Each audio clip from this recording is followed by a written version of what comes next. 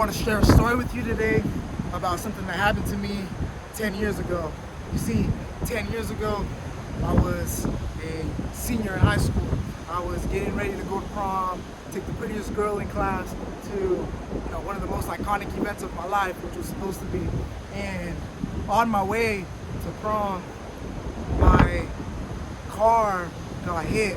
My car got rear-ended by another vehicle at a red light coming 60 miles an hour. My car starts to spin out of control and the car does a U-turn, and as he's doing a U-turn, he hits me again.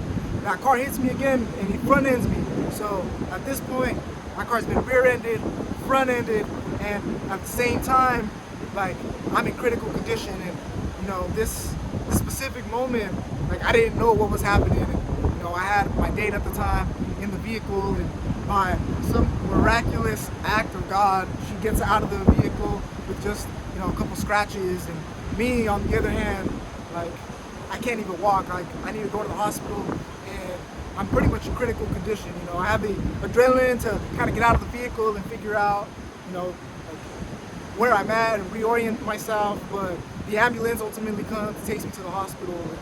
And, my parents show up, family friends show up, and they're doing a whole bunch of like scans on me, on my body, and the doctor's pretty much telling me that because of what just happened, I won't be able to play sports anymore, I won't be able to walk anymore, and my whole life as I currently know it is over.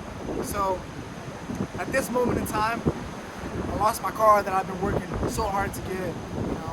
I lost my girlfriend at the time, and I lost that spark inside of me that anything was possible, that I could be anything, do anything, as long as I put my mind to it.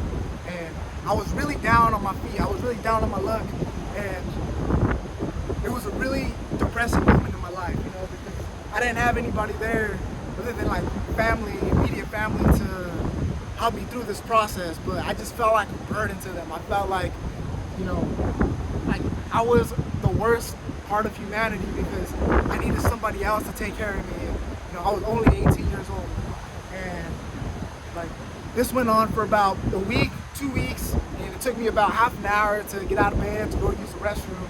And I told myself, like, so one of those days, like, something just clicked in my head, and I was just like, you know what?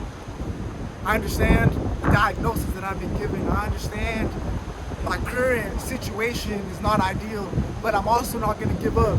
So I started going to therapies. I started, doing all these extra things that maybe like I couldn't afford at the time to do, but I did them anyway, because if there was just a small percentage or a small chance that I was able to recuperate just a little bit of who I was or who I was becoming, then you were freaking sure that I'm gonna take every possible chance at it, because like I needed that.